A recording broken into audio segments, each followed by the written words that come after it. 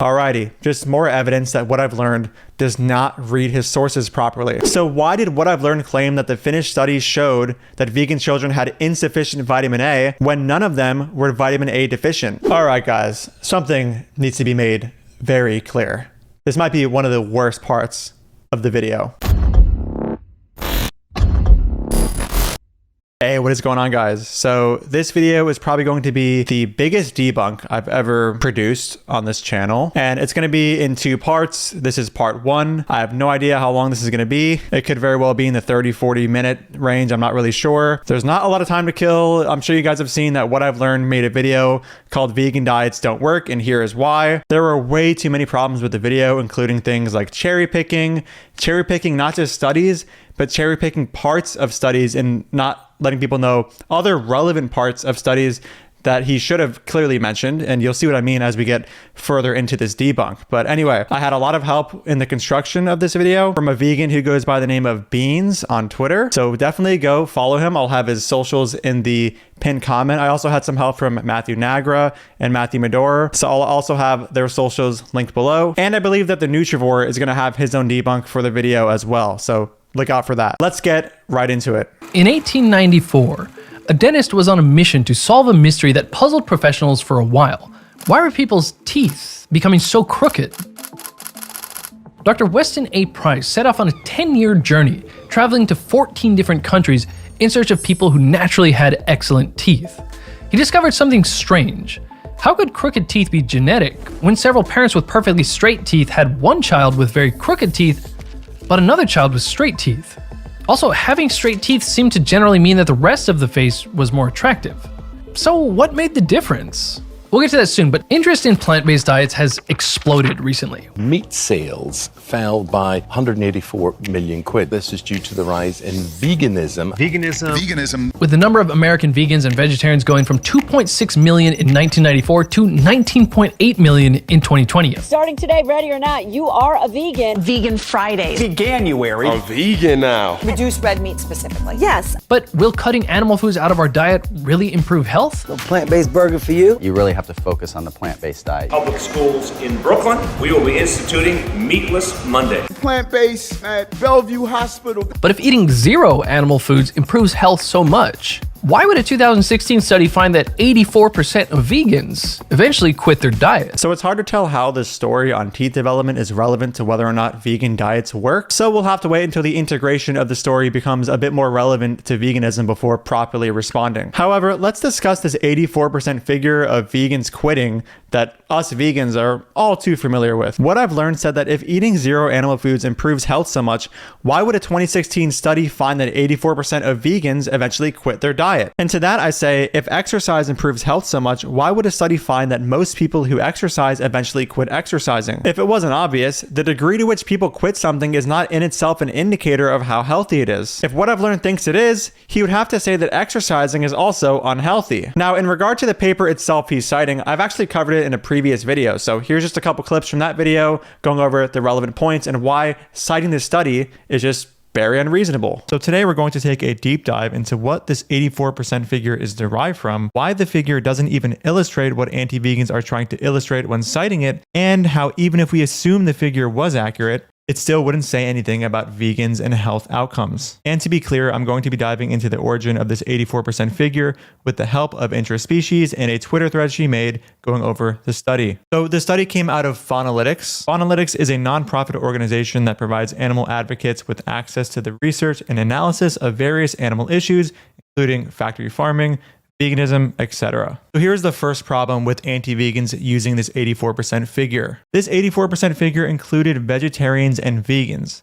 So to claim that 84% of vegans abandon a vegan diet by using a figure which included vegetarians is beyond idiotic. Secondly, if you take a look at this chart, you'll see the study even took into account vegans and vegetarians and their motivations for taking it upon themselves to consume a vegan or vegetarian diet. This is important to take note of because diet adherence varied between groups depending on their motivations. Those who were consuming their diet for ethical reasons were far more likely to adhere to their diet than those who decided to consume one for reasons like health or taste preference. It's also important to note that 53% of former vegans and vegetarians, or the ones that gave up, adhered to their diets for less than a year, and the majority, or 58% of current vegans and vegetarians who did not quit adhere to their diet for more than 10 years. And now I'm going to read straight from Interspecies in her Twitter thread, going over why these numbers are actually important, mainly because she articulates it very well. And to be clear, her thread was initially meant toward Kevin Bass, somebody who is now basically an anti-vegan and who was citing the Phonolytic study to show vegans are likely to quit. So you're going to hear her address Kevin quite passionately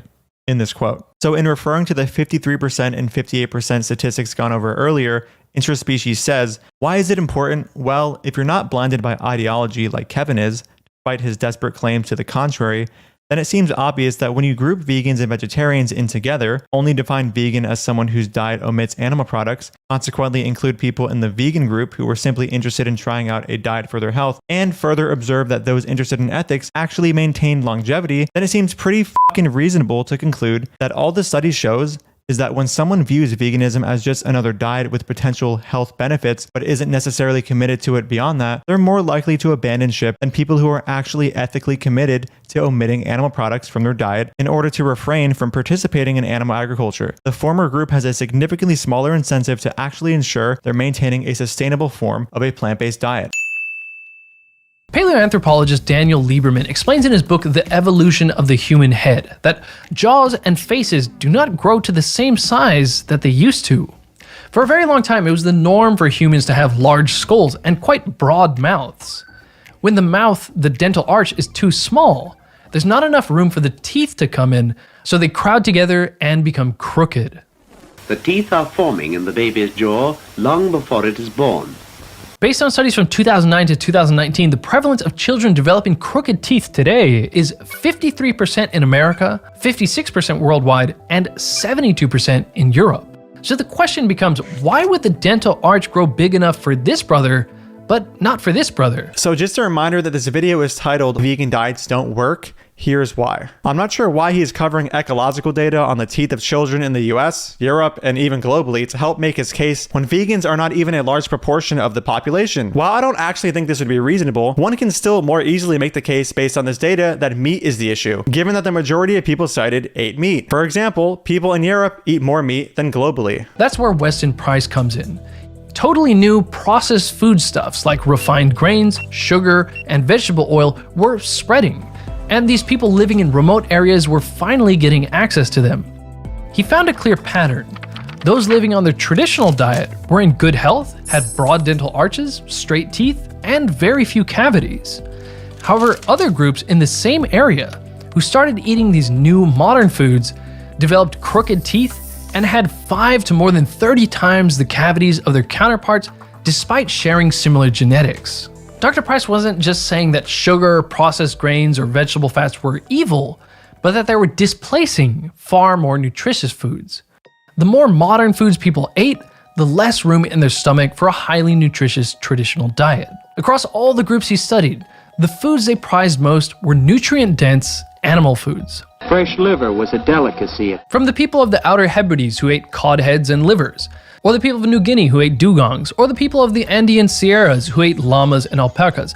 Wherever he went, he found that these groups eating a traditional diet always prized some form of marine or animal foods. Eggs, cheese, and butter also contain the vitamins needed for good teeth and bones. Orange juice and cod liver oil are also very important for the expectant mother. Weston Price noted that these foods were particularly high in the vitamins A, D, and K2. He wrote that the traditional diets commonly provided 10 times the A, D, and K2 of modern diets. Research later confirmed that, of course, along with things like protein and calcium, these 3 vitamins indeed work together to transport minerals to support the proper formation of the bones. And of course, your facial structure, which includes the dental arch, depends on proper development of your facial bones. So this is a bit odd. What I've learned mentioned in a previous video that we are developing smaller faces and jaws due to the invention of cooking and moving from low-calorie fibrous plant foods and raw meat to cooked variances of these foods, which are softer to chew and require less force. Here's that video. For this video, we'll look at how a different characteristic of the diet can affect growth of the skull. Biological anthropologist Clark Spencer Larson says that agriculture instigated a fundamental change in human craniofacial growth and development. He highlights the use of cooking vessels as an impactful innovation because it allowed for humans to make soft, mushy food that required little chewing. He says such culinary adaptations resulted in fundamental changes in craniofacial growth and development, resulting in reduced robustness, increased malocclusion, and increased tooth crowding. So, where people in the past were gnawing on very tough, fibrous, low-calorie plant foods, as well as raw and cooked meat, maybe having to chomp through skin, cartilage, and sinew, now they could make porridges and maybe some stews that provided much more calories for less chewing effort. One piece of evidence for the significance of having to chew much more and harder to get the same amount of calories is the fact that skulls found with good occlusion, with straight teeth, are found with extensive wear on the teeth. As Rose and Robley explain in this paper, thorough analysis of dental data from the Armana project has shown that Egyptian and most ancient teeth have extensive tooth wear on even the youngest of individuals. Malocclusion is rare in Amarna, but very common in America. Tooth wear is extensive in Amarna, yet rare in America. And dental microwear analysis shows that hunter-gatherers ate a diet that wore down their teeth much more than farmers. This would mean stronger masseter and temporalis muscles, the muscles in the face involved in chewing. Spending most of your day chewing on things hard enough to wear the teeth down to that extent could exert enough direct and indirect force on the skull to morph the facial skeleton and dental arch. So in this case of him bringing up his findings of smaller faces and jaws, the cause was something that has nothing to do with vegan diets, but instead technology making food easier to chew. Here, he is attributing the issue to the consumption of less nutrient-dense foods, so it's unclear what he thinks at this point is causing the problem. It should be noted that there is some evidence suggesting that his previous position could be plausible. It should also be noted that the evidence he just cited for his new claim is rather weak. All he did was cite a book from somebody named Weston Price, which made a bunch of claims without any citations. And here's something else to think about. Even if we granted that his evidence supported his claims, what exactly does this have to do with veganism? Replacing nutritious foods with sugar, processed grains, and vegetable fats is not a necessary entailment of veganism. You can simply consume nutrient-dense vegan foods instead of less nutrient-dense vegan foods like white bread, etc. It should also be noted that much of Weston Price's observations were of people without access to fortified foods. When Price printed his book in 1939, only vitamin D in 1927 and vitamin C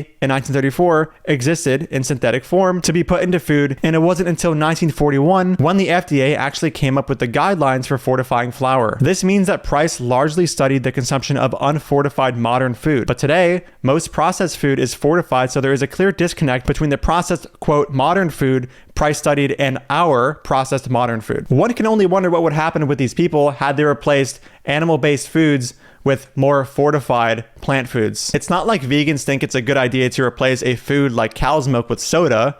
Instead, we would suggest something like a vitamin-fortified soy milk. Just another reminder that this video is called Why Vegan Diets Don't Work, Here's Why, and what I've learned is covering issues that are not inherent to veganism. Milk is the most important food of all and builds strong bones and teeth. Dr. Price noted full-fat dairy as one of the traditional foods that these people considered valuable.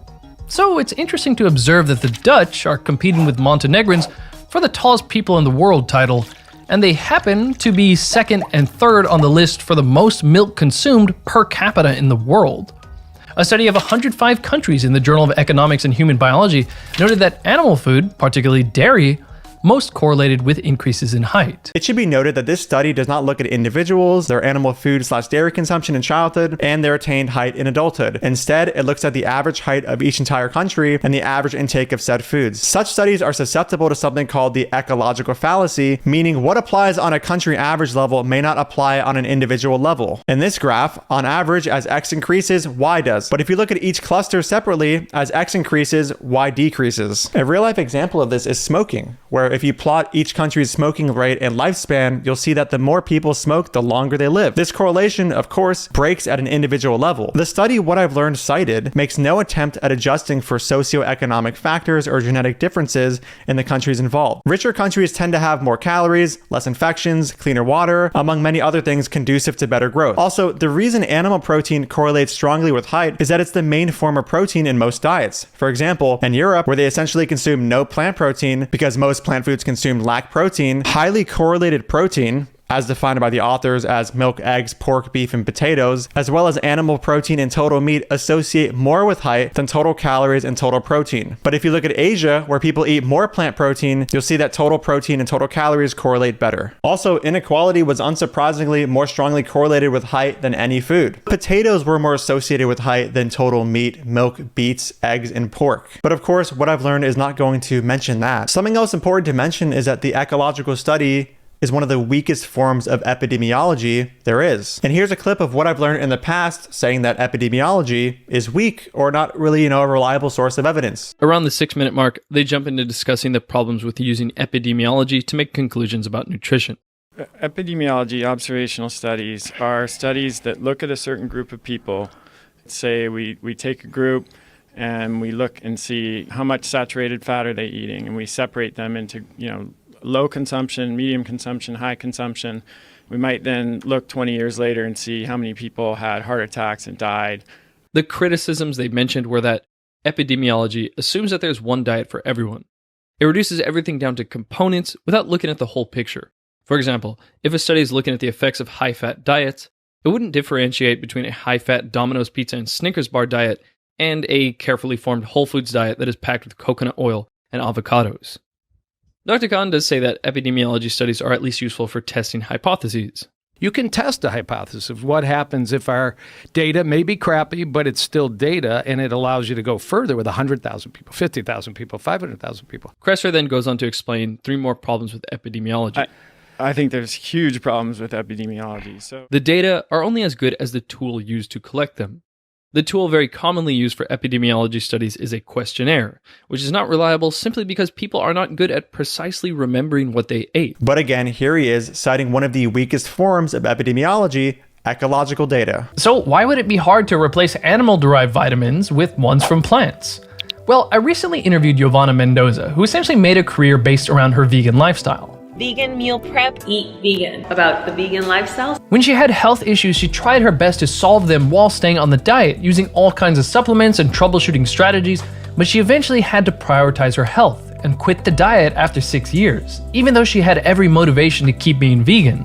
I spent the last 2 years kind of trying to figure out how to make it work for me, because my blood tests were always a little bit low. I would go anywhere with a big bag of supplements. My hormones were not great. I felt a lot of a foggy mind.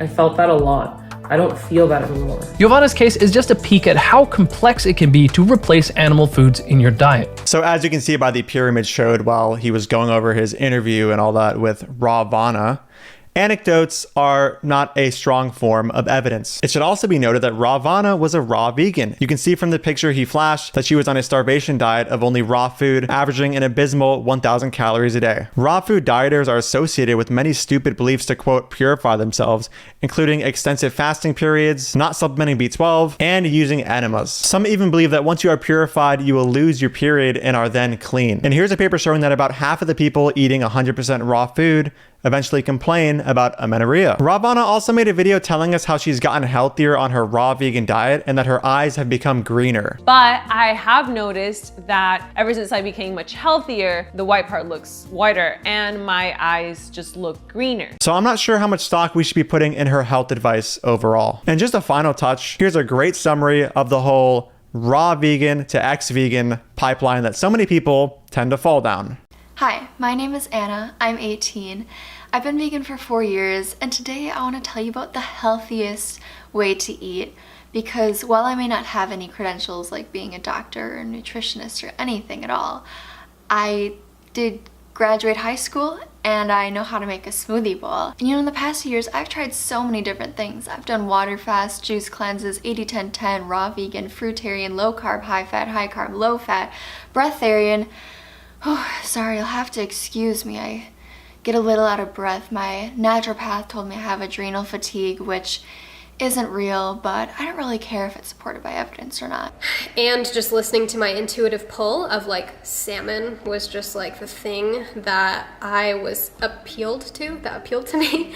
I tried salmon. I had 8 ounces of salmon one night, and This was just like a couple nights after getting back from Hawaii, so I was still like, I had all my symptoms going on. Wow, this is a long video. And I woke up the next morning with 0 congestion and 0 brain fog, 0 migraine, 0 lack of clarity. I felt the best that I had in probably like 3 years. And when I actually consumed the animal products, my body appeared to feel something better. Not that it's evidence for anything specific, depends on the person. I mean, there's many. The first night after I had that salmon, I had a wet dream. I hadn't ejaculated in months. Perhaps unverified anecdotes from hypochondriacs should not be used to help make your case against veganism. What evidence is there to support one serving of fish resolving deficiencies? And to be clear, what I've learned shows the clip of Elise Parker saying that she had 1 serving of salmon and then felt amazing later in the video. To understand this, let's start by taking a look at these 3 vitamins Dr. Weston Price was focused on. Take vitamin A, for example. You might think the average vegan has way more vitamin A because it comes from vegetables like carrots or sweet potatoes. But that's not vitamin A, that's beta carotene, and that has to be converted into vitamin A. And the conversion rate is very poor, about 12:1. Actually, it's closer to 21:1 because the fiber in plants makes it harder to absorb. Not only that, the more you eat, the worse the conversion rate becomes. Further, depending on your genes, your conversion rate could be even lower. This is the case for me, and for potentially as many as 37% of people of European descent. Actual vitamin A only comes from animal foods or synthetic supplements. And a 2021 study found vegan Finnish children to have insufficient vitamin A.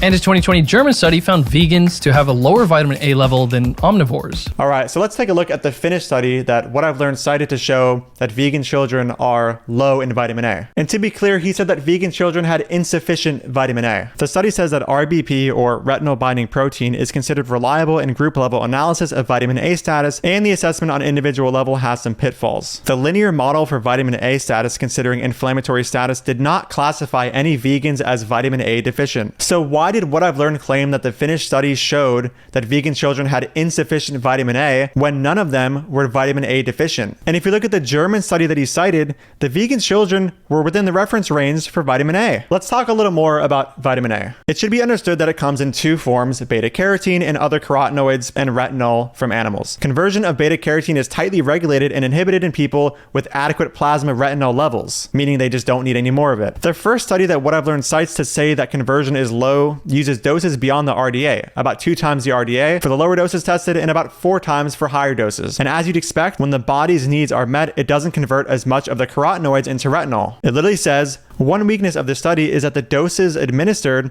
although in the range of values found in a serving of certain foods, were somewhat high. The 20 milligram dose provided the amount of beta carotene present in 230 grams of raw carrot, 360 grams of raw spinach, or 211 grams of cooked sweet potato. Thus, dietary intakes are likely to be similar to or lower than the doses studied here, and it is possible that the conversion of beta carotene to vitamin A is less limited at a smaller dose. Put simply, your beta carotene to retinol conversion rate is going to go down as you have sufficient retinol in your system. Now let's look at some more health outcome data on vegans. In this paper, vegans have lower but normal vitamin A. Remember, lower does not mean better or worse until it's linked to health outcomes, and What I've Learned did not specify any. Here's another paper where vegans were in the reference range for plasma retinol, and here's another one. And I'm not even cherry picking these studies. If you look up plasma retinol vegans on Google Scholar, these are the top 3 studies. I've also covered how much beta carotene containing foods vegans would have to eat to hit their RDA of vitamin A in a previous video. Here it is. So let's just do some math real quick. The recommended daily amount of retinol is around 900 micrograms. Sweet potatoes have a baseline beta carotene to retinol conversion ratio of about 13:1. 1 cup of mashed sweet potato is around 328 grams. The beta carotene content of sweet potatoes have been estimated to be around 55 to 124 micrograms per gram. With this range, let's take an average value of 89.5 micrograms per gram. With this value of beta carotene per gram, 1 cup of sweet potato contains around 29,356 micrograms of beta carotene. When we apply the 13:1 conversion rate, we have 2,258 micrograms of retinol from 1 cup of sweet potato. which is more than double the recommended daily value. And just for what I've learned, and the carnivores who are watching this video who think that, animal foods are such a great source of vitamin A, here's 2,000 calories on a carnivore diet, not even fulfilling the daily requirement for vitamin A. Vitamin D. Vitamin D. Vitamin D. Vitamin D plays an important role in staying healthy. Vitamin D is only found in animal foods, with some exceptions like mushrooms and some algae. Some people can simply get enough vitamin D from the sun, but if you live at latitudes above 37 degrees, your skin barely makes any vitamin D from the sun, except for in summer. Here are the spoons for your cod liver oil, Joan. It's extra sunshine for us in winter and spring. And a 2016 Finnish study found vegans' level of vitamin D to be 34% lower than omnivores. So let's take a look at this Finnish paper. If you take a look, it was noted that specifically the vegans obtained less saturated fat, cholesterol, niacin, selenium, vitamin D, and B12. So vegans were consuming lower vitamin D than the omnivorous group. The paper also mentioned this as a potential explanation for the lower vitamin D levels in vegans. The reason for the marginal vitamin D status are presumably neglecting supplementation, 23% of vegans, irregular supplementation, and possibly the time of sampling. So we have to wonder what the results would have been had the vegans supplemented properly. It should also be noted that a surprising number of Americans, more than 50% of women and men aged 65 and older in North America, were found to be vitamin D deficient, according to a consensus workshop held in 2006. Now, last I checked, vegans are not 50% of the population, so clearly vitamin D is not a vegan exclusive issue. Next, unless you're eating fermented foods, you'll only find vitamin K2 in animal foods. The richest sources of K2 are going to be animal livers, especially goose liver, egg yolks, hard cheese, and full-fat dairy. Unfortunately, New York City made it illegal for schools to serve whole milk in 2006. The fermented soybean dish natto does in fact have a ton of K2, and sauerkraut has some too. Vitamin K2 helps put calcium into the right places like your bones, and it keeps it out of your heart, which is thought to be one reason why higher vitamin K2 intake strongly correlated with reduced risk of heart disease. All right, so before addressing everything that's been said here on vitamin K2, let's talk about vitamin K in general. There is vitamin K1 in plants and vitamin K2 found in fermented foods and animal products. K2 has many forms, including MK4 and MK7, which have been studied the most. The form of K2 you cannot obtain from fermented foods is MK4, but it's not bioavailable in nutritional doses. Let's start with the study he cited. It mentions K2 sources in 2 paragraphs: dietary sources and supplements. When it comes to dietary intake, they mention natto as the biggest source and animal foods as a much more negligible source. Now let's look at bioavailability of MK4 in animal products. He mentions animal livers, especially goose liver, egg yolks, hard cheese, and full-fat dairy. I couldn't find any study on bioavailability of MK4 from foods rather than supplements, but we can look at studies with doses you can practically obtain from diet. This study assessed 420 micrograms of MK4 compared to 420 micrograms of MK7. As you'll see, the only reasonable way to obtain this is with goose liver. The other things he mentioned simply don't have enough. To get this amount, it would take 9 kilograms of hard cheese, 53 liters of whole milk, or 80 large eggs. The amount of goose liver it would take to get this dose of MK4 is roughly 115 grams of liver. However, this has over 10,000 micrograms of retinol, and the upper limit of retinol is 3,000 micrograms, and hypervitaminosis A is no joke. But regardless, let's say someone managed to eat this amount of MK4 regularly. Is it actually absorbed? No. So in summary, what I've learned suggests things like hard cheese and whole milk for vitamin K2 when they have abysmal amounts that are not even absorbed. It's also worth noting that the natto he dismissed contains MK7, which is actually bioavailable, and it contains it in concentrations over 700 times that of hard cheese, which is the richest source of MK7 out of the stuff he listed. Speaking of all these nutrients good for the skeleton, a 2021 Polish study found vegan children to have weaker bones and were 3 centimeters shorter than their meat-eating counterparts. All right, so I've covered this paper with Matthew Nagra before, so I'm just going to play the important parts from that previous video now. So as far as body composition, we can look at the tables in a bit here. The vegans and vegetarians did tend to be a bit shorter on average. And then when we go into bone health, those characteristics, they did tend to have lower bone mineral density, even after adjusting for things like weight and height. So that can be concerning, right? It can sound concerning. But when we look at the characteristics of this population, I think it starts to make a bit of sense. So if we look at the first table there, right at the bottom of the table, so the left column is omnivores, then vegetarians, then vegans on the right. And we look at B12 supplement use. In the vegans, it's like 44%. It's less than half of them are supplementing B12. As far as fortified foods, there's 65% of them, and chances are there could be overlap between the two, right? So it doesn't even mean that you add the. I mean, it's not that we're adding the two together, but it's that there could be actually a lot of overlap and really a large portion of them not taking B12 at all. And actually, the next one does. Yeah, I was going to say it's right there. I was going to say the next one. Yeah, I wasn't paying attention. That's 29%. 29% weren't doing either. So 29% not taking a B12 supplement, not consuming B12 fortified foods. And that's a far cry from some of the studies that we've already looked at. As far as vitamin D supplement use, 32% or 32.7% not supplementing. Or sorry, are supplementing. That's 2/3 who aren't supplementing. So there's a huge chunk not supplementing vitamin D either, which could be important for bone health. So we're looking at a population here who probably isn't, falling victim to the whole healthy user bias issue that was raised earlier. And they're actually not really doing the diet, properly as one might say, at least as far as supplementation goes. Now in table 2 there, if anyone wants to pause on it, that's where we have the height and weight scores and everything. We've already kind of mentioned that the vegans were lower on average. But if we slide down a bit further to table 4, table 4, we have B12 status. And for B12 levels, we see consistently that the vegans were quite a bit lower, in particular in the no supplementation or fortification group. They're really low there. And in the group only having fortified foods, again, quite a bit lower than we'd see with the meat eaters. With supplementation and fortification, they're doing great. They're right kind of where we want them to be. So that again shows kind of some of the issues there. And then finally, going down to table 5, which is the next one down below there, we see that vegans who aren't supplementing vitamin D have lower serum vitamin D levels than the meat eaters.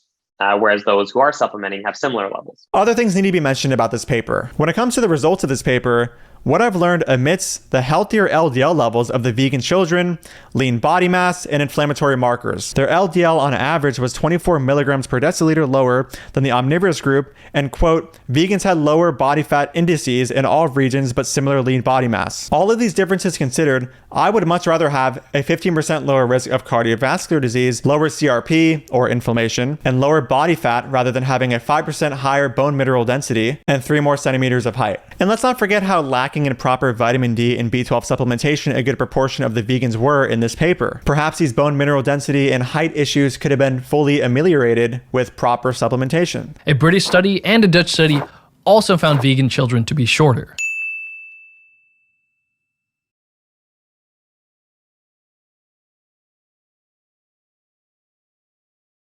Now let's talk about the Dutch study. This paper was on omnivorous and vegetarian children, not vegan children. I'm not sure why he would cite this when trying to say that vegan children tend to be shorter when vegan children and vegetarian children are not the same thing. And even still, the paper says that the vegetarian-fed children were most similar and conformed better to the Dutch RDAs than the diets of the omnivorously and macrobiotically fed children. Amazing. Weston Price wrote in his 1939 book, Nutrition and Physical Degeneration, "As yet, I have not found a single group of people who are building and maintaining an excellent body by living entirely on plant foods." Even Gandhi tried his hardest to be vegan, but eventually acknowledged that he at the very least needed to include dairy in his diet to prevent his health from deteriorating.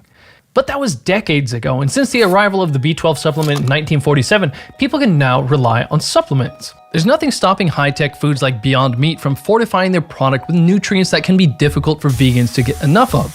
Things like B12, iron, zinc, selenium, iodine, calcium, omega-3s, and vitamins A and D. So why can't we just look up all the components of meat and make a meat replacement? Well, let's start with B12, as this component is near impossible to get just from whole plant foods. So you're eating a vegan diet. You are going to need to get vitamin B12 as a supplement. You ought to take a B12 supplement. You need to take a B12 supplement. Most vegans know they need to supplement B12, which is very important for brain function. Yet, one study looking at B12 status in vegetarians and vegans found that 7% of vegetarians and 52% of vegans were not getting enough B12. However, in another study with a more sensitive testing method, they found a whopping 77% of vegetarians and 92% of vegans had insufficient B12, whereas only 11% of omnivores did. And this is quite common actually with vitamin B12 deficiencies, that they will misdiagnose depression. Because the doctors were just pushing antidepressants on me. B12 deficiency causes guilt. Perhaps the B12 supplements don't work exactly like animal foods do. All right, guys, something needs to be made very clear. This might be one of the worst parts of the video. What I've learned cites some studies showing that vegans have lower B12 levels to support the notion that, quote, perhaps B12 supplements don't work exactly like animal foods do. But if you look at the level of B12 supplementation in these studies, you'll find that in the first study, 81% of the vegans were not supplementing. And in the second study, they did not even assess B12 supplement usage specifically. It says here that 17 vegans, or 59% of the vegans, supplemented their diet with B vitamins. Not all users provided details about the dose and the frequency of vitamins used. So why the hell would you, with the goal of trying to determine if B12 supplements work as well as animal foods for, B12 levels, look at studies with little supplementation, or look at studies that did not adequately assess B12 supplementation? This is the equivalent of trying to find out if bulletproof vests work against bullets and studying a population of people that you don't take the time to verify are using bulletproof vests. Amazing. And also from the paper, it says here that of the three groups, the vegans had the lowest B12 status. And subjects who did not consume vitamins, low transcobalamin was found in 92% of vegans. This is not a shock. When vegans don't supplement B12, they're very likely going to have low B12. And here's just some evidence that what I've learned is cherry picking the papers he chooses to show. And not just the papers, but the details in the paper. When you look at the B12 levels of the men and women in the Finnish paper he cited earlier to show low vitamin D in vegans, you'll see that 91% of vegans use supplements and were above the deficiency level for B12. You have to wonder why he didn't look into or show this paper when trying to determine if B12 supplements work like animal foods work. Instead, he cited papers where vegans either were majority not supplementing, or a paper where they didn't adequately verify if people were supplementing properly. Here's a paper that would have helped what I've learned discover if B12 supplements work as well as animal foods. In the paper, it was found that when impoverished children were fed 50 grams of pork per day or ecocaloric fortified cereal, the children consuming the cereal had higher B12 levels. And despite having higher levels of B12, cognitive development was the same as the meat group. If I was what I've learned, what I would do here is say that the meat kids got lower B12 and not elaborate further on whether they were deficient or whether they had any clinical significance or outcome. And pregnancy increases the B12 requirement of the mother almost 3 times. Your symptoms started when you were actually in labor and you started to get these pins and needles, and after the labor finished, it didn't go away. When the mother is deficient in B12, the baby can suffer from stunted growth, loss of neuromotor skills, and permanent neuropsychiatric conditions. Psychologist Kimberly Wilson says that there are over 40 case reports of babies being hospitalized for severe B12 deficiency after being breastfed by vegetarian or vegan mothers. In 2 specific cases, one where the mother was taking a prenatal supplement and another where the mother had no symptoms of B12 deficiency, despite this, the babies still had neurological issues indicating severe B12 deficiency. This highlights the need to double-check B12 status. There's really not much to say here. We all can agree that B12 status needs to be checked by vegans, and vegans, especially vegan mothers, should be supplementing B12. However, it should be noted how low case reports are on the evidence hierarchy, and he isn't even showing case reports. He just has a psychologist talking about them. Amazing. And even if I grant the case reports to be something credible, I would just say, take B12 when you're pregnant and always if you're vegan. Also, if we're going to play this game where we cherry pick case reports, here's a case report of an infant born from an omnivorous mother with folate deficiency, causing the infant to have neural tube defects. Should I now make a video called Omnivorous Diets Don't Work? Here's why. Or should I say, make sure you're not folate deficient? Mind-blowing. This isn't to say it's impossible to get enough B12 from supplements. Perhaps some people simply need to take more of them, or a different type. A B12 supplement might not work quite the same as animal-derived B12. There isn't much to say here either. We already established that B12 supplements work and in some cases can work better than animal products. What I've learned, just decided to use 2 papers, one of which looked at a group of vegans, 81% of which did not supplement, while the other paper didn't adequately confirm whether B12 was supplemented properly. However, many do quit the diet because of health issues. I had strong faith that I could get everything that I needed.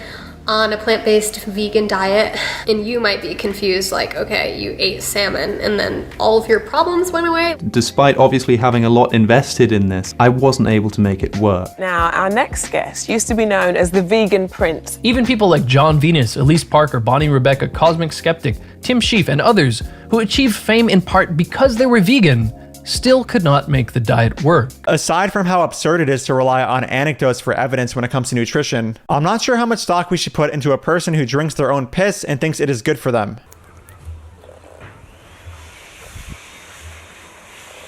Fucking great, man. Like peaches.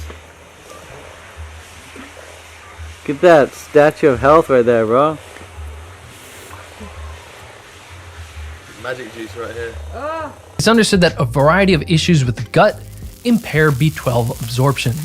There are various compounds in plants people can be sensitive to, like gluten, oxalates, lectins, and phytates, but simply eating too much fiber could be a culprit. A 2012 study found in 63 patients with constipation, reducing fiber intake improved symptoms. But eating a zero fiber diet completely eliminated all symptoms. You have to wonder why what I've learned would leave out some of the major design limitations in this paper. Put extremely well by nutrition researcher Sean Ward. Importantly, the no dietary fiber intervention was not strictly true. Participants were instructed to reduce their consumption of some high fiber foods, whole grains, vegetables, and fruits, for 2 weeks, but never to eliminate fiber. The intervention would have been more appropriately labeled as a reduced dietary fiber intervention for this reason. I presume participants still consumed some amount of fiber. Additionally, although this seems rather bizarre, there were literally no measurements for dietary fiber intake throughout the entire trial, meaning that baseline and post-intervention dietary fiber intakes were not objectively measured. This raises a red flag given the patients were grouped into levels of dietary fiber intake. I assume the doctors just group patients based on their perceived fiber intake during clinical discussions. But this opens itself up for a boatload of subjectivity between doctors' perceptions and patients' self-reporting. Here are some much higher quality papers seeing if fiber helps with constipation. The sample sizes were 14,024 adults, 3,327 women, and 15,000 women, respectively. Let's compare those sample sizes to the 63 people with idiopathic constipation in the paper that What I've Learned cited. Amazing. It was found that constipation issues can be improved by correcting a fiber deficiency. And lastly, here is a meta-analysis of randomized control trials which found that fiber supplementation is effective at improving constipation, particularly psyllium with doses above 10 grams per day, and treatment durations of at least 4 weeks appear optimal, though caution is needed when interpreting the results due to the considerable heterogeneity. These findings provide promising evidence on the optimal type and regime of fiber supplementation, which could be used to standardize recommendations to patients. As for B12, you need to have a strong enough stomach acid to properly absorb it. And dietary fiber is known to weaken the stomach acid. So when it comes to citing a paper like this with the purpose of trying to show that, oh, maybe we shouldn't have, a certain amount of fiber because it inhibits our ability to absorb B12, it would have been much more informative as to whether this mechanism is relevant to outcomes if he showed that people who are consuming high fiber diets have higher rates of B12 deficiency, presumably due to, quote, low stomach acid content in the stomach due to higher fiber intake. And of course, he didn't do this. And if you're worried about this thing, you can always get a sublingual supplement where the B12 is absorbed before it gets to your stomach. So the context matters. What else are you getting with the nutrients? For example, there are plenty of plant sources of iron, but plant foods like whole grains, legumes, and nuts contain phytic acid that impairs iron absorption. So here's the paper cited by What I've Learned to support the claim that whole grains, legumes, and nuts contain phytic acid, which impairs iron absorption. But when you look at the conclusion, it says the iron and zinc from vegetarian diets are generally less bioavailable than from non-vegetarian diets because of reduced meat intake, as well as the tendency to consume more phytic acid and other plant-based inhibitors of iron and zinc absorption. However, in Western countries with varied and abundant food supplies, it is not clear that this reduced bioavailability has any functional consequences. Although vegetarians tend to have lower iron stores than omnivores, they appear to have no greater incidence of iron deficiency anemia. Why would What I've Learned not mention the conclusion in this paper? More specifically, that this reduced bioavailability doesn't seem to have any functional consequences. It's obviously very easy to scare people when it comes to phytic acid and nutrient absorption, but this all becomes much less scary when you talk about the outcomes and how none of these inhibitory mechanisms really matter. It should also be noted that the regular consumption of a high phytate diet reduces the inhibitory effect of phytate on non-heme iron absorption. And we have loads of health outcome data on people consuming foods high in phytic acid. As it turns out, these people enjoy quite positive health outcomes. Spinach is thought to be a great source of iron, but you can only absorb 2% of it. because of the oxalate in it. All right, so this is the paper cited by What I've Learned to justify this claim about spinach and oxalates and iron absorption. When reading fully into the paper, I find this. For instance, only 1.4% of the iron from spinach can be taken in by the body. Other vegetables yield slightly more, 1.6% from black beans, 4.4% from lettuce, and 7% from soybeans. There is no citation for any of these claims at all. The claims are just made. Not to mention that What I've Learned said that you can only absorb 2% of the iron in spinach because of the oxalate in it. The source makes zero mention of the word oxalate. So it's not totally clear where What I've Learned got the oxalate part of his claim from. The source he, cited right after the claim makes zero mention of it. Here are two studies covering the absorption rates of iron from spinach. The first found an absorption rate of 30% of the iron, and the second found that oxalic acid does not influence non-heme iron absorption in humans, in a comparison of kale and spinach meals. Straight from the conclusion, potassium oxalate did not influence iron absorption in humans from a kale meal, and our findings strongly suggest that oxalic acid in fruits and vegetables is of minor relevance in iron nutrition. In other words, we don't really need to care too much about the oxalates causing iron absorption issues. Then, where the heme iron in animal foods is very easily absorbed, the non-heme iron in plants and supplements is quite poorly absorbed. Two different literature reviews suggest that vegans are at greater risk for iron deficiency than omnivores. Alrighty, just more evidence that What I've Learned does not read his sources properly. He said, two different literature reviews suggest that vegans are at a greater risk for iron deficiency than omnivores. If you look at the limitation section of the first paper he cites, it literally says, findings regarding individuals who adhere to specific vegetarian diet types, such as vegans, were underrepresented, and thus conclusions regarding iron status among such individuals were not possible. So the authors admit that vegans were so underrepresented in this paper that you can't use it to make claims about vegans. Yet, What I've Learned did. Now let's look at the second paper. You'll find that it was largely on vegetarians, and the conclusion even says, based on this review, we conclude that the studies above may be accurate for vegetarian males. However, in all studies except for the one with the female Adventist vegans, vegetarian women had a considerable higher prevalence of anemia. Thus, iron is rightly considered a nutrient of concern for vegetarians. So hold on. Why exactly did What I've Learned cite this study as evidence that vegans are at a greater risk of iron deficiency when the conclusion states that this finding was only made for vegetarians? So What I've Learned cited two papers that don't even support his claims. Amazing. Let's keep going. Now, before we continue, why should we assume a meat-containing diet was the natural default for humans rather than a plant-based diet? Well, to get a wide variety of nutrients, vegans have to eat a huge variety of modern fruits and vegetables. But the fruits and vegetables early humans had access to were nothing like modern ones. Before cultivation, they had far less actually edible material, and they were far more fibrous and filled with seeds. Paleoanthropologist Daniel Lieberman has said that the sweetest fruit available would have been no sweeter than a modern-day carrot. And we have stable isotope studies finding we ate pretty much whatever meat we could get our hands on. And our earliest art is cave paintings of hunts. Further, our stomach acid is very suited for digesting meat at a strong pH of 1.5. It's even stronger than carnivores like cats or dogs. All right, so if we're going to play this game of, foods have been artificially selected for and they're so different from the past, the same thing can be said for animal products. So I'm not really sure what to gather from this or how this even demonstrates that veganism doesn't work or vegan diets don't work. What I've Learned also said, our stomach acid is very suited for digesting meat at a pH of 1.5, even stronger than carnivores like dogs or cats. What's weird about this is that rabbits have a pH of 1.6. So is he trying to say that rabbits also are carnivorous or, more adapted to consuming meat, even more so than dogs and cats? Most people are not aware that animal foods are packed with far more of a huge variety of nutrients, especially ones critical for brain function. Things like iodine, iron, zinc, B vitamins, vitamin D, vitamin A, DHA, and choline would have been near impossible for early humans to get from plant foods.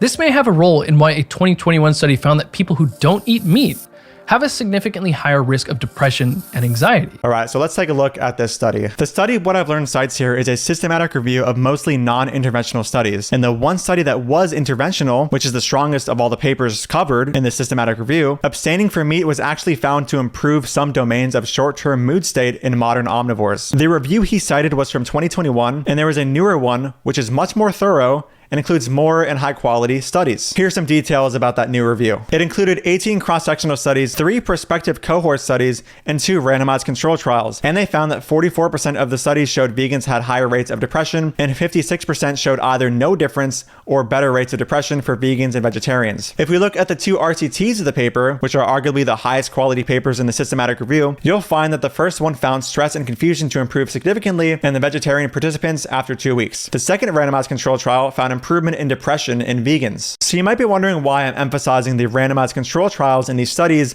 over the cross-sectional studies. The reason I'm emphasizing the findings of the randomized control trials in this review over the findings of the cross-sectional studies is because of the limitations that come with cross-sectional studies. The primary limitation of cross-sectional studies is that the temporal link between the outcome and the exposure cannot be determined because both are examined at the same time. Basically, we cannot determine what came first. In the case of determining if abstaining from meat causes mental health issues, we don't know what came first, the abstaining from meat or the mental health issues. Now, rather than read this whole discussion, I'm just going to put it on the screen because at the moment my throat is currently hurting from talking for an hour and a half. And, you know, obviously vegans are deficient and I don't want to risk losing my voice. So just go ahead and read this. If you have the time, you can pause it right now. Oddly enough, recently some people are eating only animal foods for years without any identifiable nutrient deficiencies, at least so far. I don't think there are any risks to eating animal foods exclusively. I'm not saying zero plant foods is the healthiest diet, but it shows how nutrient dense animal foods are.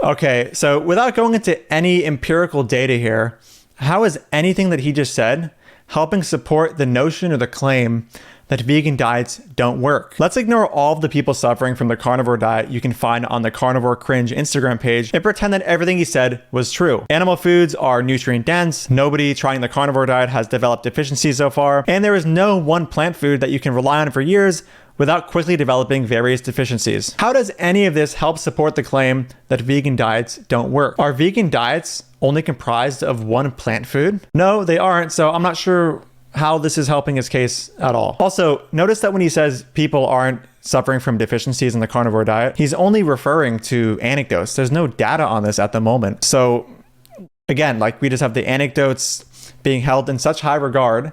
So I'll just, flash the hierarchy of evidence again for the millionth time in this video, just so you understand how unreasonable that is. All right, guys, that's the end of part 1 of this video. I have no idea how long this is going to be. I'm also calling it part 1, but maybe I'll even have to split part 1 into 2 parts. Who really knows? Stay tuned for part 2. Thank you so much for watching. If you support my work and want to get early access to it, you can click the link in the pinned comment and support me on Patreon. And if you don't know, I do have a book going over most, if not all, of the anti-vegan arguments you can hear online. If you want to get that as well, that'll be linked in the pinned comment. Thank you again for watching, and I'll see you in the next video. Dude, fuck off. I don't want anything to do with you. Don't ever speak to me again. You're a fucking piece of shit. Even vegans don't get your weird, stupid wannabe sense of irony here. Who is your audience? Nobody gets these dumb jokes. Dude,